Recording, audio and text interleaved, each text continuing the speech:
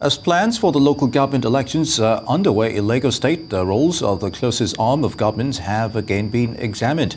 Meanwhile, professionalism in the private space has been adjudged to be a perfect breeding ground for leadership. However, for a long time, this has been missing among public office holders, especially in the Nigerian society and their localities. Now, the situation has become so pitiable that the teeming population continuously yearns for good leadership, which has for a long time eluded them. Joining us to discuss this ongoing local elections and what should the people expect from their elected leaders is one of the stakeholders in Ifako-Jaye local government area of Lagos State, that's southwest Nigeria, Sunday Obanubi. Obanubi is also an astute writer, a business development consultant. Good to have you on Newsday. Thank you very much. All right, let's take a look at local government administration over time. How proactive have they been to grassroots development? Specifically, let's talk about Lagos State. Yeah, thank you very much. The local government is the third tier of government in Nigeria, and it is the bedrock of development. Okay, this is the form that is closest to the grassroots, and until we get this right and give the local councils the power and the autonomy, okay, to have in place the basic things that is required for nation building, until then, before we begin to see rapid development that would spread across board. There's little to what the federal government can do across the whole 36 state and 774 local councils. But imagine that 774 leaders are making changes in their respective jurisdictions. That would go a whole long way, much more than one man wanting to change the nation overnight.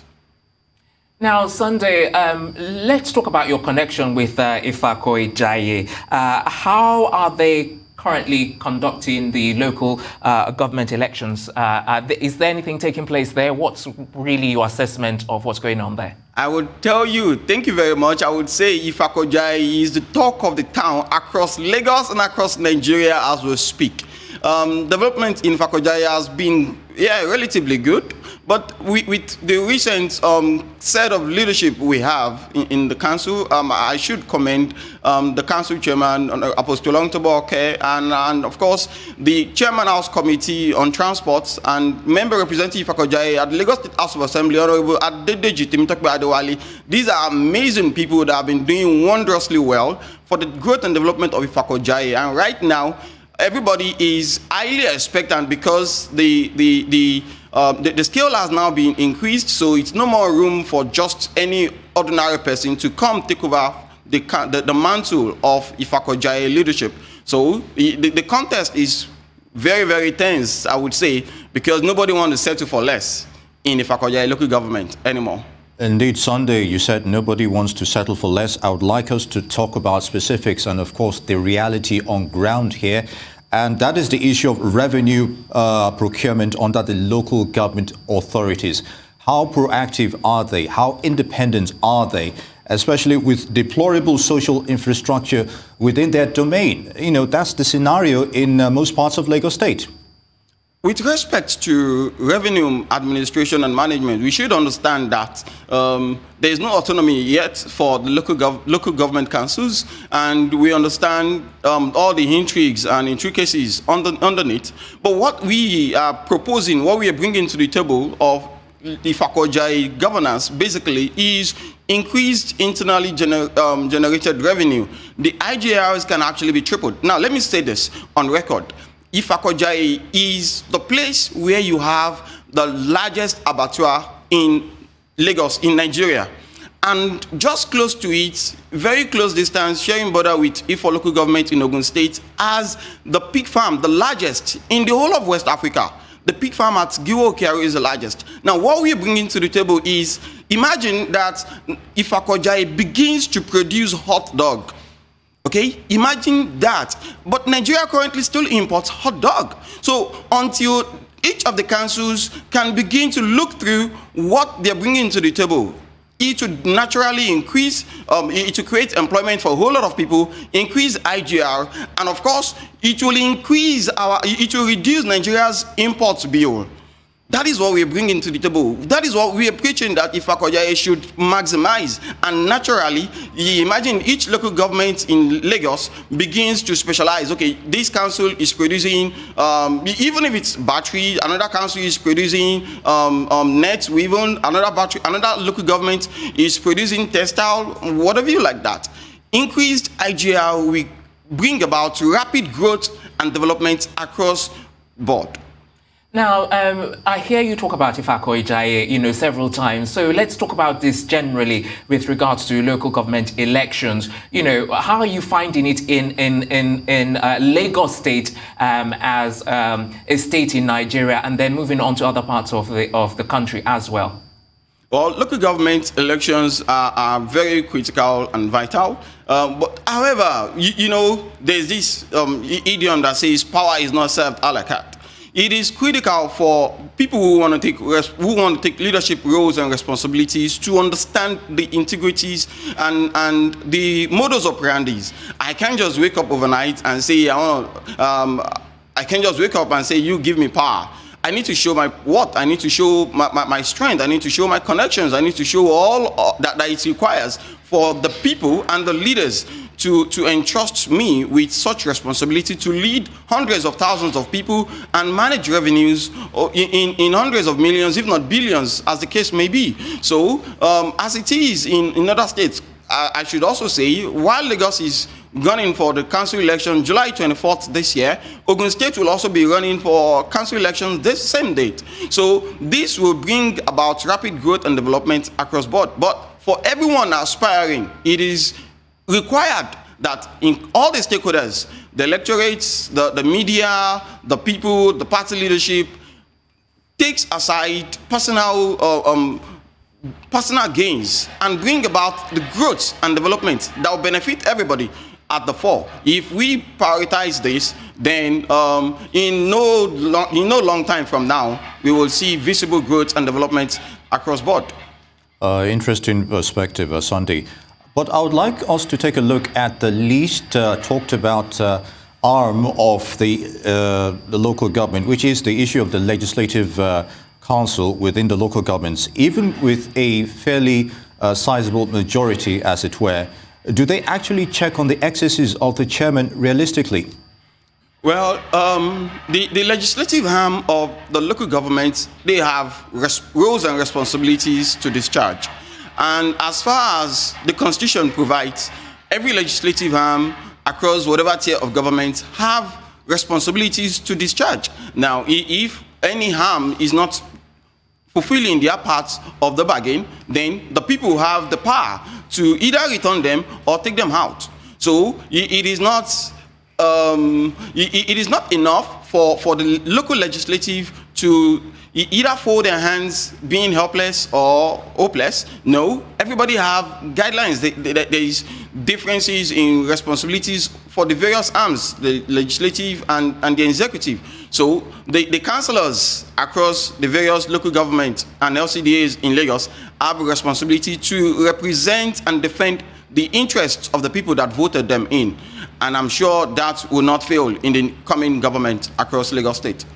All right, then. I'd like to sort of talk about youth involvement in local government elections. What are your observations? And also, I'd like you to touch on, because I've heard you say, talk about this quite a number of times, the expectations of leaders and leadership in each state. So touch on that very briefly and then tell us about youth involvement in local government elections. Well, good.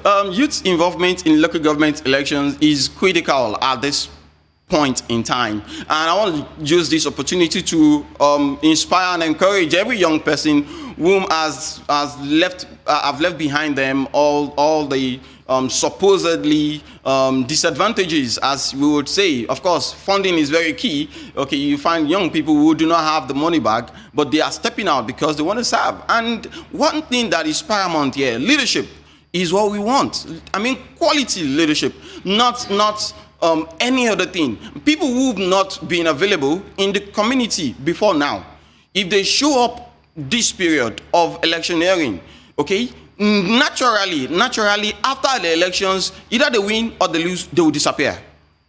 Okay, so that accessibility, that presence, that availability is very key in choosing whosoever comes in to lead the councils, be it as a councillor or as a chairman or even vice. It is also important that we put to the fore selflessness. People who have not been selfless at any level, whatever, we cannot expect them to come in and serve, because this is a service that 24-hour time will not be enough. More so, we want people who are coming with innovations. Okay, it should not happen at this age and time that a council should not be visible online. Okay, because the young people, they are basically online. They would rather want to do whatever they can with ease. Okay, than running helter-skelter to get things done. So young people should be given the opportunity to bring in the energy, to bring in the innovation, to bring in their intellect at this age and time. Because I tell my people, we are not competing in our classrooms anymore. Education now is a global competition. So education must be highly qualitative with global standards. We should not be using the old models that we went through in the early 90s and thereabout at this present age and time. And of course, I want to plead with the party leadership to give young people like us, like me, Sunday Obanubi is my name, give us a chance to bring about the greater Lagos agenda. And for us, we are saying we want a new FKJ. The new Ifakojaye is what we want, where things are done the right way, for the right reasons, for the benefit of all, and nobody will be left behind. Indeed, Sunday. Interestingly, you talk about selflessness and the visibility of the public figure on social media, and of course, which you give room for criticism, as it were. And it's not just about winning elections here, but what about feedback mechanisms on leadership? Are people within the constituents actually being carried along when it relates to leadership? Absolutely right. Yes. Media plays a very key role. And thank God, thank you for what you do at Arise News. Thank you for all this selflessness all the while. For us, okay, yeah, proud to this, the current government is trying all it can to carry people along. And of course, that's why we have the council always involved in the CDC, that's the Community Development Committees, meetings and programs that holds every month. And currently also, the current government has the Youth Development Committee, which is a forum where youth representatives across various organizations and groups, okay, are brought together to bring the issues and concerns of the youth to the council. Okay, but beyond that, we are bringing something fresh, a new perspective to the table. Okay, we want a system where everybody is fully carried along. Okay, and that is why the new technology model must be imbibed. Okay, we are bringing a system where everybody, now permit me to say this, imagine in the Western world we have what we call the social security network. Now in Nigeria we have the national identification number, but we were saying that with this NIN we can create a database of all residents of Ifakojaye. This will enable us to bridge the gap, communication gap, social welfare gap, and what have you, because the needs of everybody differs. When we get into government, we want to create the Ifakojaye resident and business register where everybody can be carried along squarely. All right, so it's no more business as usual as it used to be. We are coming on board to change the narrative. We want to know those who are really poor amongst us. We want to know those who are jobless and unemployed. We want to know those who are merely struggling, who are barely struggling. We want to know the affluent amongst us, so that we can provide the right needs for the various categories of people. Yes. Everybody do not want the same thing. Yes, Sunday, you talk about social security, you know, and the NIN as well, and you talk about bridging that communication gap, which is all fair and good. But thank you very much for being on the program today. It's been interesting hearing your thoughts on Ifakojaye and the local government administrations and elections taking place in those areas.